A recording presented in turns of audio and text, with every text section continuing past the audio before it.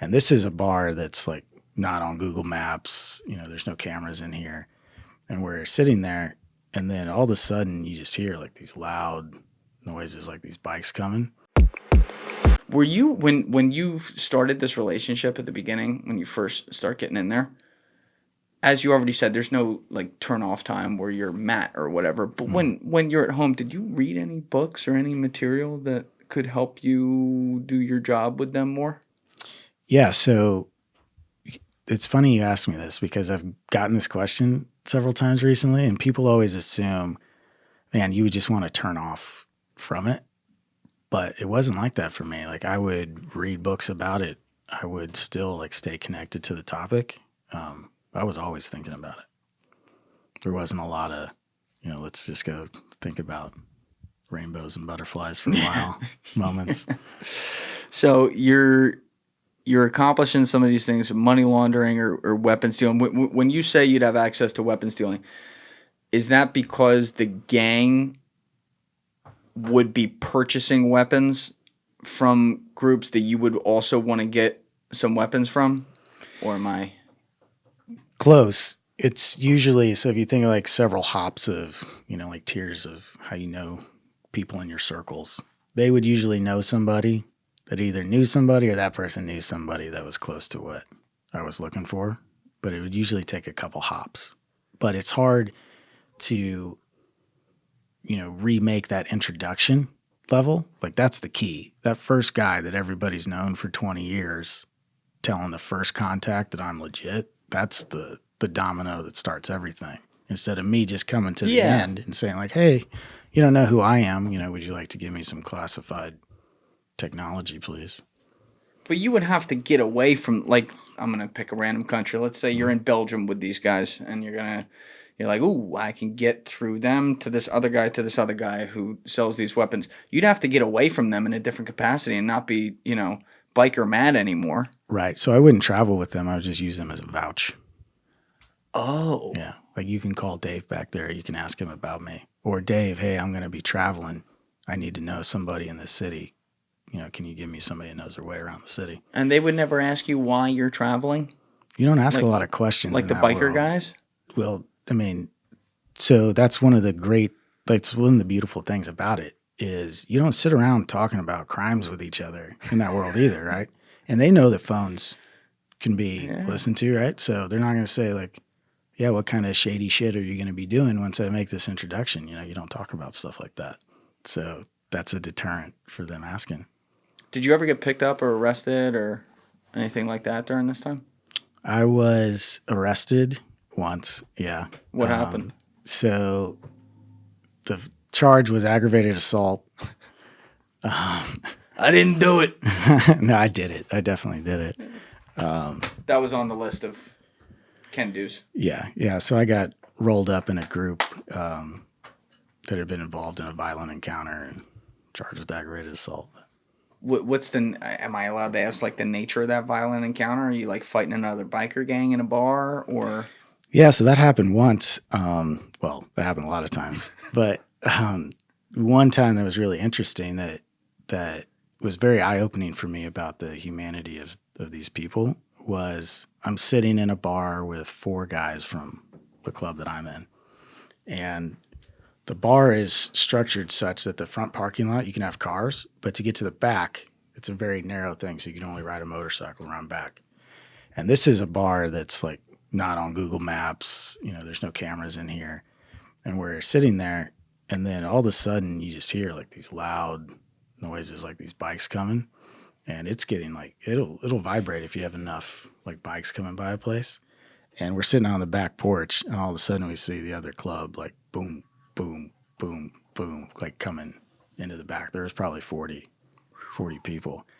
And the guy I'm sitting right next to, who was an OG in that world, like the first thing he did is he reached inside his cut, snapped open where he had his pistol inside the cut.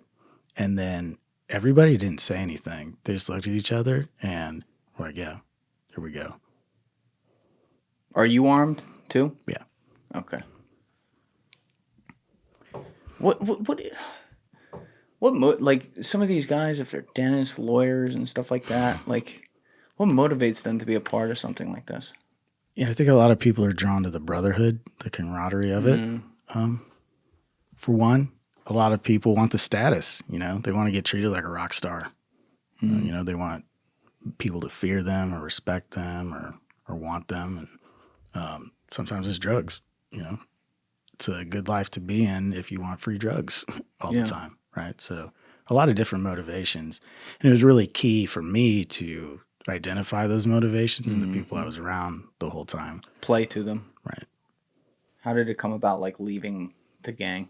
You just say, like, I'm moving on, fellas. Yeah, so it was the arrest that I'm talking about. And so I essentially, told them that during my incarceration from my arrest initially, that I was approached by the feds for information. And I thought that, I was going to have a long trial, like a long process and delaying the trial and everything. And I thought it was a hazard for me because they were pressing me for information and I wanted to step away during that time. You weren't worried about being whacked over this?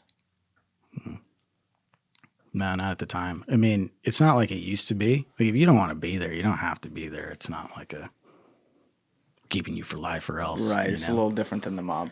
Yeah. And I basically, kind of wussed out to them and said, I'm getting so much pressure from law enforcement that, like, I don't want to keep doing it. My heart's not in it anymore. And they just accepted that. Yeah. Wow.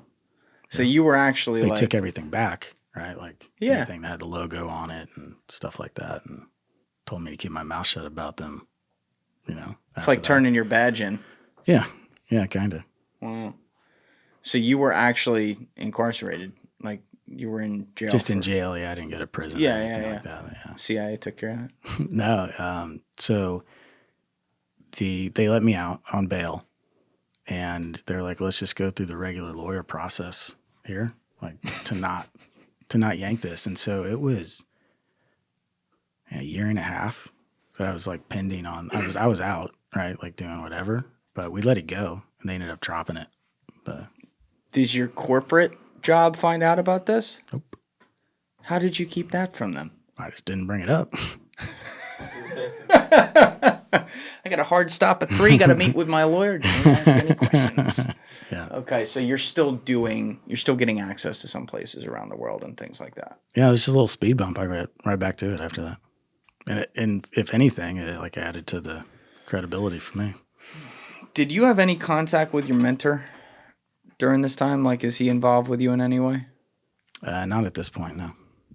Was he ever involved with you again? No. Do you talk with him today? Nope. You've never seen him again? Not since, it's been years, yeah. The first one, you're talking about the guy in the mansion. Yeah. But the guy that was my boss after that, who was with me for almost the entire time, he's like a father to me. We talk almost all the time. What does a boss look like in that role? You mentioned earlier there's classified ways you guys are able to communicate and everything. I would imagine some of that is actually vocal, but, not on your fucking iPhone or something. Like, what? You're meeting with him in person sometimes, discreetly? Most of the time. That's most of it? That would happen, yeah. And so you're close with him today? Very close, yeah. And what type, without revealing classified stuff, like, is this someone who sits at a desk at Langley?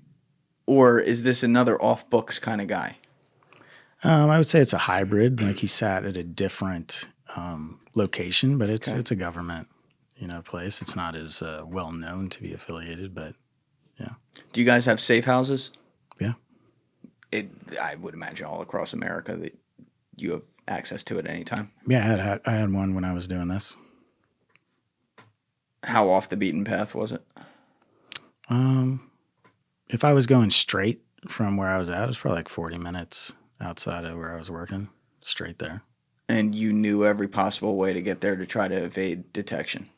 Yeah, but it was, structured in a way. It wasn't, so safe house would be a bad term, more like a cover house, right? Like, So if they wanted to show up, it would look real. It wasn't like this empty, thing you see in the movies, right? Like, there's pictures that are backstopped. It looks like a real life. Thank you for watching the video, guys. If you haven't already subscribed, please smash that subscribe button and check out this clip's full podcast episode by clicking here or in the description below.